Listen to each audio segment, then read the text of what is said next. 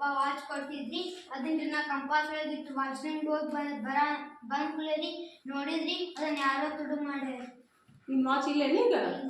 ಹೌದಾ, ಯಾರೋ ತಗೊಂಡಾರೇನ? ಓಕೆ, ನಾವೀಗ ಆ ವಾಚನ್ನು ಹುಡುಕೊಡ್ತೀನಿ ನಾನು, ನೀವು ಕೂತ್ಕೋ. ಮಕ್ಕಳೇ, ಶ್ರೇಯಸ್ಸನ್ ವಾಚ್ ಇಲ್ಲಂತ ನಾವೆಲ್ಲರೂ ಸೇರಿ ಈಗ ಆ ವಾಚನ್ನ ಹುಡ್ಕೊಂಡು ಏನ್ ಮಾಡ್ಬೇಕಪ್ಪ ಅಂದ್ರೆ, ನೀವೆಲ್ಲರೂ ಒಂದ್ ಕೆಲಸ ಮಾಡ್ಬೇಕು.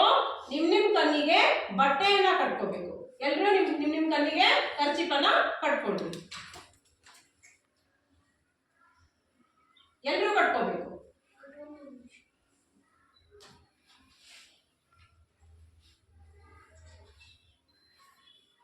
ಎಲ್ರು ಬಟ್ಟೆ ಕಟ್ಕೊಂಡಿದ್ದೀರಾ ಮಕ್ಕಳೇ?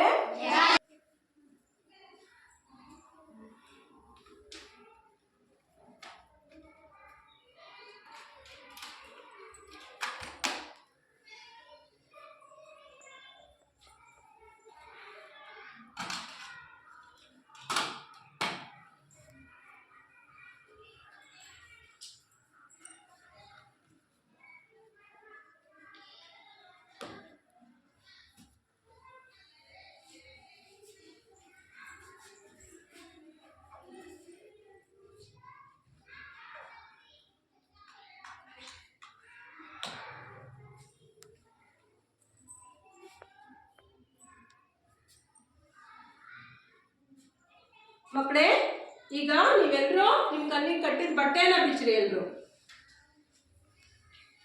ಶ್ರೇಯಸ್, ಬಾರಪ್ಪ ಇಲ್ಲಿ. ಇದೇನೋ ನಿನ್ ವಾಚು? ತಗೊಳಪ್ಪ. ನಿಂಗೆ ವಾಚ್ ಬೇಕಾ ಅಥವಾ ಯಾರು ತಗೊಂಡಿದ್ರು ಅಂತ ಹೆಸರು ಬೇಕಾ? ಹಾ, ಓಕೆ, ಆಗಿದ್ರೆ ಹೋಗಿ ಕೂತ್ಕೋ.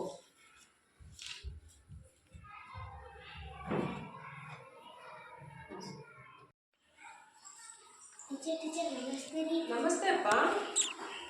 ದೇವ್ರು ಒಳ್ಳೇದು ಮಾಡಲಿ ನಿನಗೆ. ಯಾರಪ್ಪ ನೀನು? ಗುರುತು ಸಿಗ್ಲಿಲ್ಲ. ರಂಜಿತ್ ಏನೋ ಭಾಳ ದೊಡ್ಡವಾಗಿ ನೋಡು, ಅದಕ್ಕೆ ಗುರುತು ಸಿಗ್ಲಿಲ್ಲ.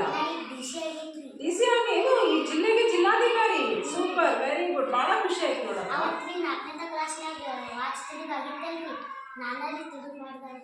ಹೌದೇನು? ನಂಗೆ ಗೊತ್ತಿಲ್ಲಪ್ಪ ನೀನು ವಾಚ್ ಮಾಡಿದ್ದೆ ಅಂತ. ನಿಜವಾಗಿ ಗೊತ್ತಿರಲಿಲ್ಲಪ್ಪ ನನಗೆ. ಅವತ್ತೇನಾದ್ರಿ ಕಲ್ಲ ಅಂತಂದು ಎಲ್ಲಾರು ಮುಂದೆ ಅಸೈನ್ ಮಾಡಿದ್ರೆ ಇವತ್ತು ಬಿಸಿನ ಆಗ್ತಿದ್ದಿಲ್ರಿ.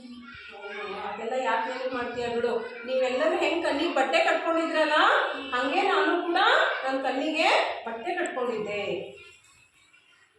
ಇರ್ಲಿ ಬಿಡಪ್ಪ.